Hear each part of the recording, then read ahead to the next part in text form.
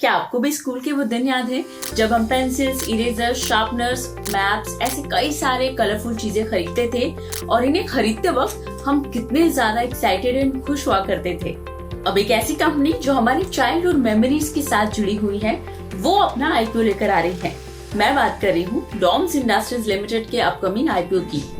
इनके प्रोडक्ट्स तो हमें याद है, चलिए समझते हैं कि कंपनी के business strategy, financial strengths and IPO details को। DOMS Industries Limited designs, develops, manufactures and sells a wide range of stationery and art products. इनके प्रोडक्ट्स को 7 कैटेगरीज में डिवाइड किया जा सकता है। First scholastic stationery, second scholastic art material, next paper stationery, kits and combos, office supplies, hobby and craft and final art products.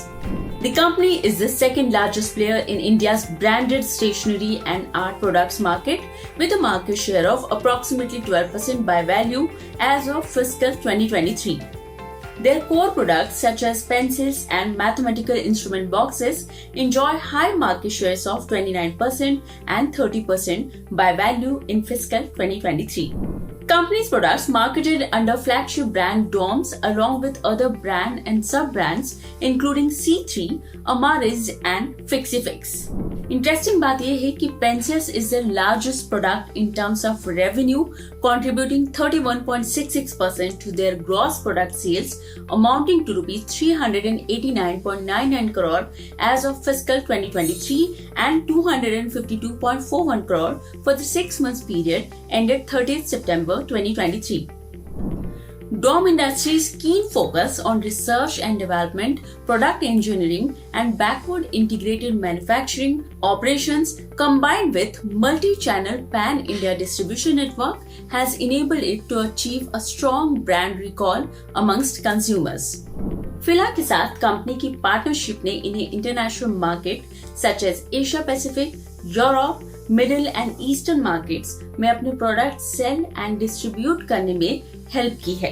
Company domestic market के साथ साथ इंटरनेशनल मार्केट में 45 कंट्रीज में अपने प्रोडक्ट सेल करती है एज ऑफ 30th September 2023.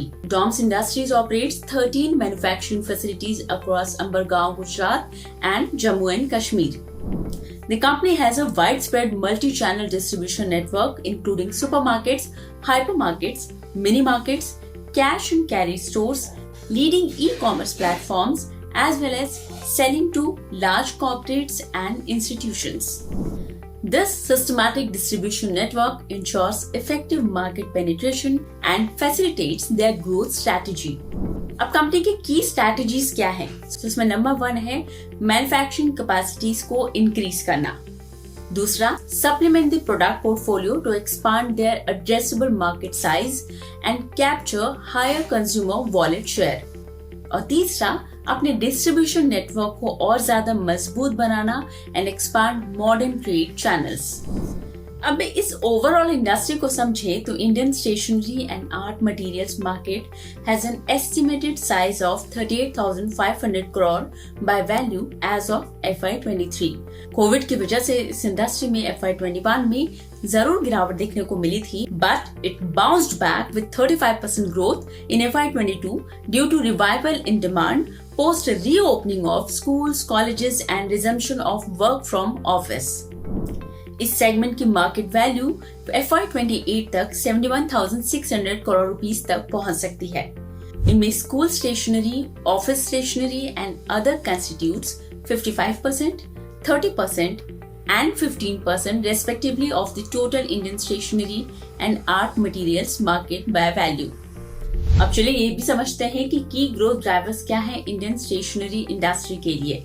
इसमें सबसे पहला और इम्पोर्टेंट फैक्टर है यूथ पॉपुलेशन। सेकंड फैक्टर है rising literacy rate of India. Third, increasing ownership of stationery products per person, improvement in gross enrolment ratio and increase in number of schools and colleges. एक और important factor है impulse purchase. इनके अलावा government की तरफ से उठाए गए policy reforms for educational sector in India. और अब चलिए कंपनी के फाइनेंशियल्स पर नजर डालते हैं।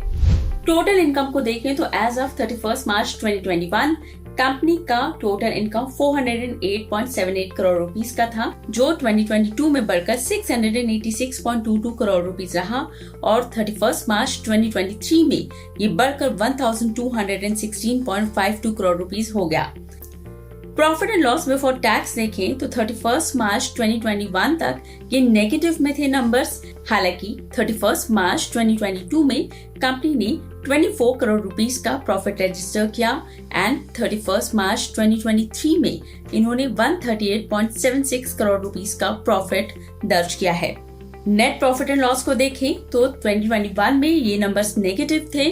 31 मार्च 2022 में 17.14 करोड़ रुपीस का प्रॉफिट दर्ज किया कंपनी ने और 31 मार्च 2023 में ये नंबर्स बढ़कर 102.87 करोड़ रुपीस रहे। अर्निंग पर शेयर्स को देखें तो 31 मार्च 2021 में ये नेगेटिव जोन में था और 31 मार्च 2022 में ये 3.05% हुआ एंड 31 मार्च 2023 में ये 18.29% पर पहुंचा है। आईपीओ डिटेल्स अब जान लेते हैं। डॉम इंडस्ट्रीज का आईपीओ 13 से 15 दिसंबर तक ओपन रहने वाला है। इस आईपीओ का इश्यू साइज 1200 करोड़ रुपीस का है और प्राइस बैंड 750 से 790 रुपीस पर इक्विटी शेयर फिक्स किया गया है। मिनिमम लॉट साइज 18 शेयर्स का है। तो ये थी पूरी इन्फॉर्मेशन डॉम इंडस्ट्रीज के अपकमिंग आईपीओ की। आई होप आपको इस आईपीओ से जुड़े सभी इन्फॉर्मेशन इस वीडियो के जरिए मिल गए होंगे। If you like this video then don't forget to leave a like and share it with your friends and family. इस तरह के और आईपीओ रिलेटेड रिव्यूज देखने के लिए do subscribe to Kotak securities YouTube channel and follow us on all our social media platforms. Thanks for watching this video. Have a great day. Investments in securities market are subject to market risks. Read all the related documents carefully before investing.